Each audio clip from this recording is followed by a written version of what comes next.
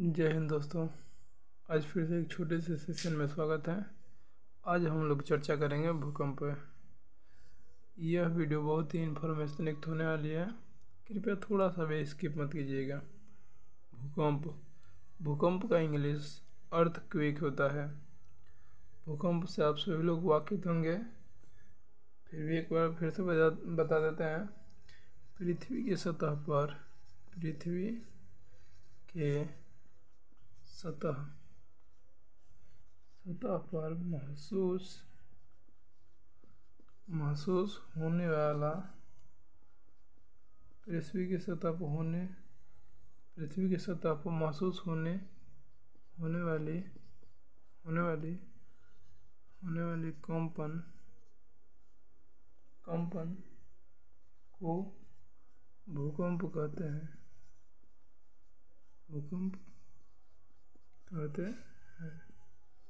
पृथ्वी की सतह पर महसूस होने वाली कंपन को भूकंप कहते हैं। देखिए, भूकंप के कारण अब जानिए।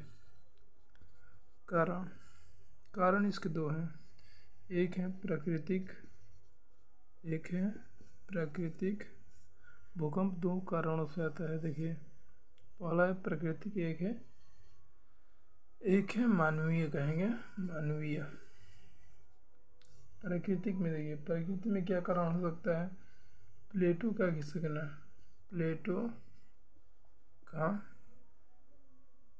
टकराना। पृथ्वी के अंदर कई प्लेटें हैं, जब वही आपस में टकराती हैं तो वही भूकंप आता है। इसमें लिख देंगे मानवीय। परमाणु बम,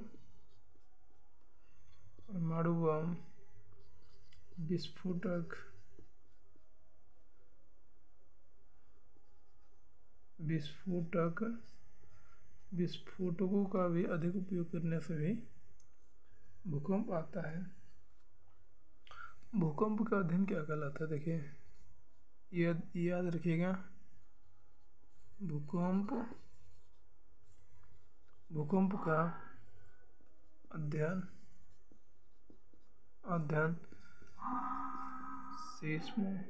सिस्मोलॉजी भूकंप का अध्ययन सिस्मोलॉजी कहलाता है।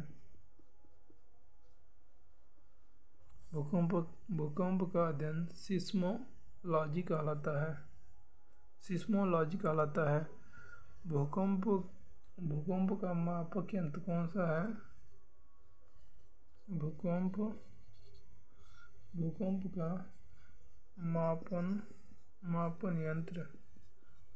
का मापन यंत्र कौन सा है? सिस्मोग्राफ है। सिस्मोग्राफ है। भूकंप का मापक यंत्र कौन सा है? सिस्मोग्राफ है।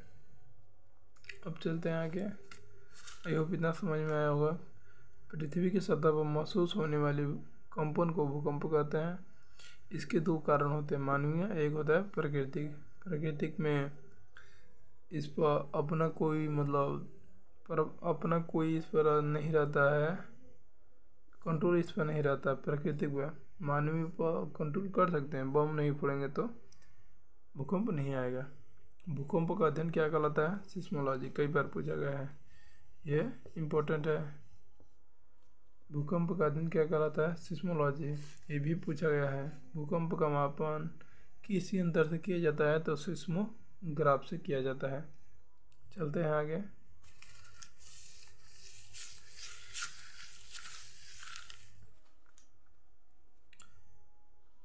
देखिए, भूकंप के मापन यंत्र 3 होते हैं। भूकंप के मापक यंत्र कितने होते हैं?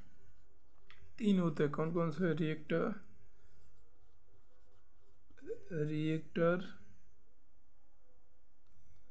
हो गया, रिएक्टर पैमाना।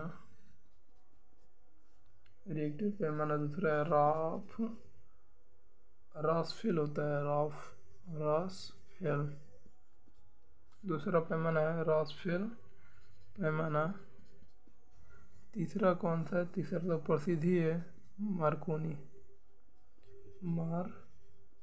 कैली, मार्कोनी कह रहे हैं, मार्कोनी तो वो रेडियो की खोज करता है।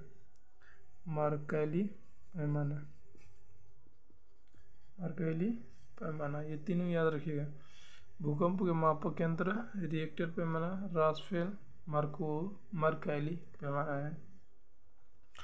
इसमें एक और बात याद रखिएगा, रिएक्टर पर जब एक अंक बढ़ता है, रिएक्टर पर एक अंक का बढ़ना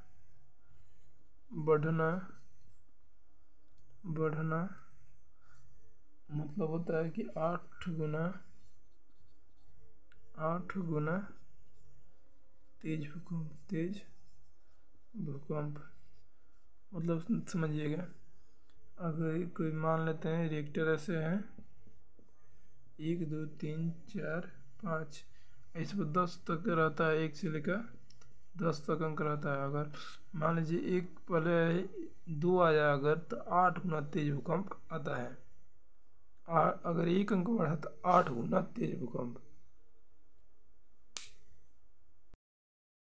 आगे चलते हैं भूकंप के क्षेत्र। भूकंप के कितने क्षेत्र हैं? 4 क्षेत्र हैं, मुख्यतः 4 क्षेत्र हैं, लेकिन पांचवा क्षेत्र सर्वाधिक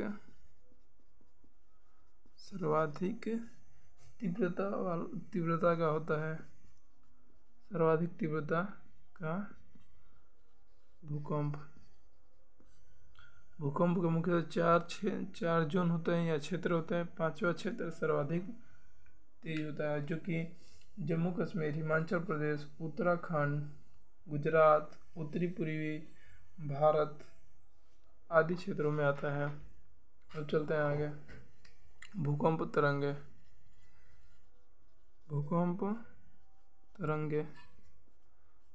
तरंगे कितनी होती हैं? तो 3 होती हैं। कौन सा? पी वेव मतलब तरंग होता है पी वेव। दूसरा होता है एस वेव। चौथा होता है एल वेव। इनको देखो, प्राइमरी तरंगे, सेकेंडरी तरंगे, इसको लाभ तरंगे कहते हैं। अब एक एक के बारे में आराम से आप लोगों को बताते हैं। प्राइमरी वेव, पी वेव है, पी वेव। प्राथमिक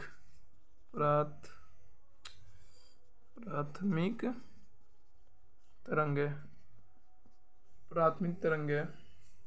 सभी माध्यम में चलती है। प्राथमिक तरंगे सभी माध्यम में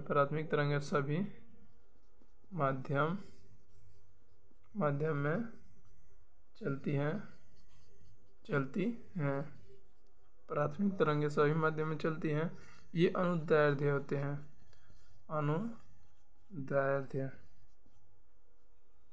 प्राथमिक तरंगे अनुदैर्ध्य होती हैं और ये सभी माध्यम में चलते हैं। ठोस, द्रव, गैस सभी माध्यम में चलेंगी।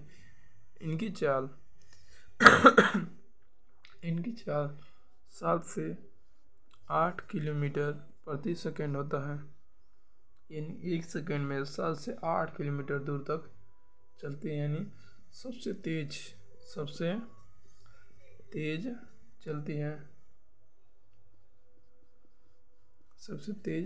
चलती हैं। देखिए, प्राथमिक तरंगे सबसे तेज चलती हैं 7 से 8 किलोमीटर प्रति सेकंड। 1 सेकंड में 7 से 8 किलोमीटर तक चलती हैं प्राथमिक तरंगे। अब चलते हैं एस तरंगे। एस वेव यानी द्वितीयक तरंग।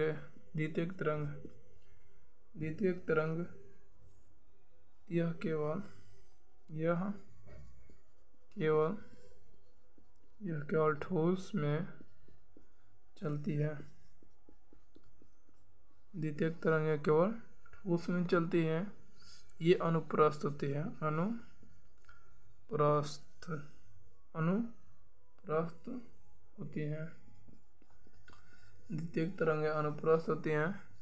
चाल इनका देखिए, चाल कितना होता है 4 किलोमीटर प्रति second.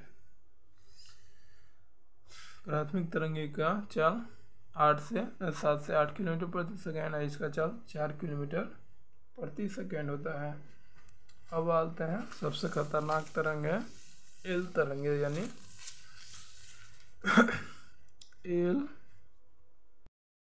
L wave. L wave यानी लव वेव,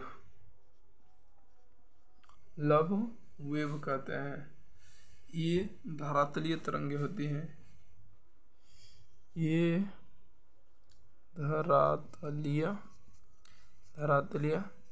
तरंगे होती हैं। धरातलीय का मतलब है कि बस धरातल पर चलती हैं।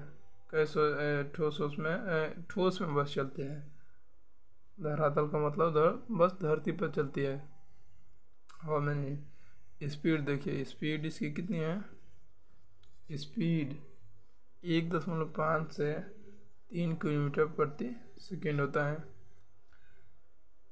सबसे धीमी गति से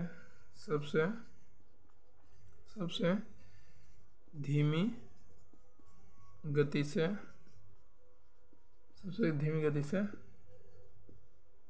चलती है।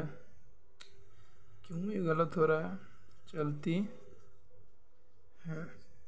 देखिए, जो सबसे तेज चलता है वो कम विनाशकारी होता है, और जो सबसे धीरे चलता है अधिक विनाशकारी, क्योंकि कोई झट सा चला गया तो नहीं समझ में आएगा, जो थोड़ा धीरे धीरे आएगा तो ज़्यादा खतरनाक रहेगा। तो ये सबसे खतरनाक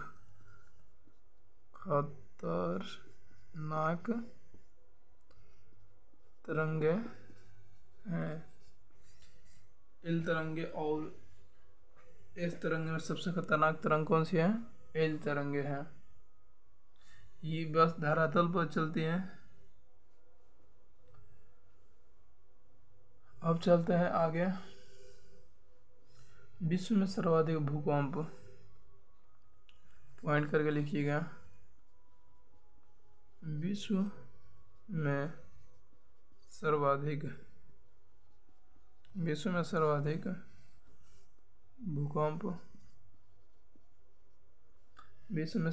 भूकंप तथा ज्वालामुखी। विश्व में सर्वाधिक भूकंप तथा ज्वालामुखी प्रशांत महासागर में आया हुआ है। प्रशांत महासागर में आते हैं। विश्व में सर्वाधिक भूकंप तथा ज्वालामुखी प्रशांत महासागर में आते हैं, जिसे रिंग ऑफ फायर कहते हैं। जिसके रिंग ऑफ फायर कहते हैं। इसको रिंग ऑफ फायर कहा जाता है, यह कहते हैं।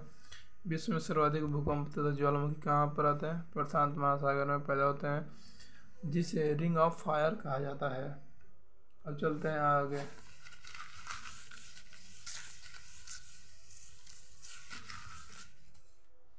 अब कुछ सेंस वाली बातें हैं इसमें।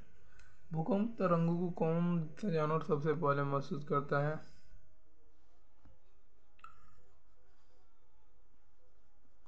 भूकंप तरंगों को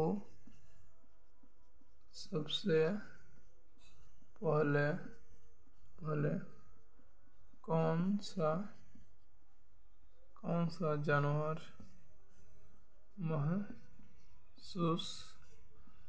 जानवर महसूस करता है? भूकंप तरंगों को सबसे पहले कौन सा जानवर महसूस करता है? तो सबसे पहले डॉग करता है। कैट भी कर लेती है आराम से, और चमगादड़ भी,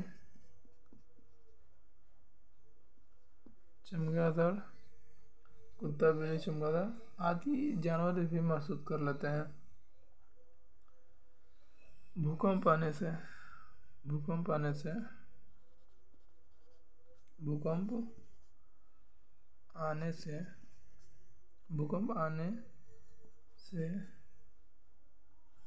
वायुमंडल में रेडान गैस की अधिकता हो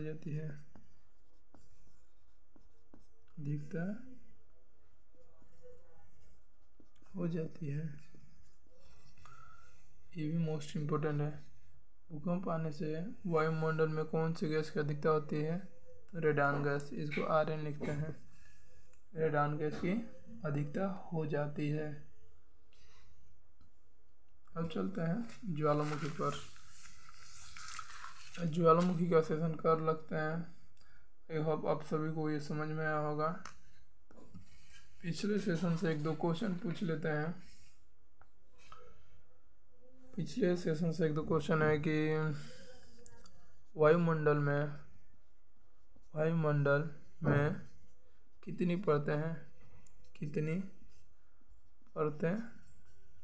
हैं? किस परत में हवाई जहाज उड़ते हैं? हवाई जहाज उड़ते हैं।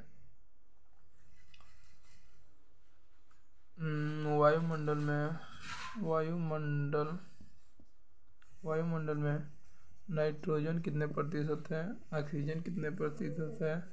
आर्गन कितने प्रतिशत है? इन सब का आंसर कमेंट कीजिएगा। Thank you. जय हिंद, जय भारत। अगर आप लोग इस चैनल पर पहली बार आए होंगे तो प्लीज़ सब्सक्राइब कीजिएगा, लाइक कीजिएगा एंड शेयर कीजिएगा। Thank you.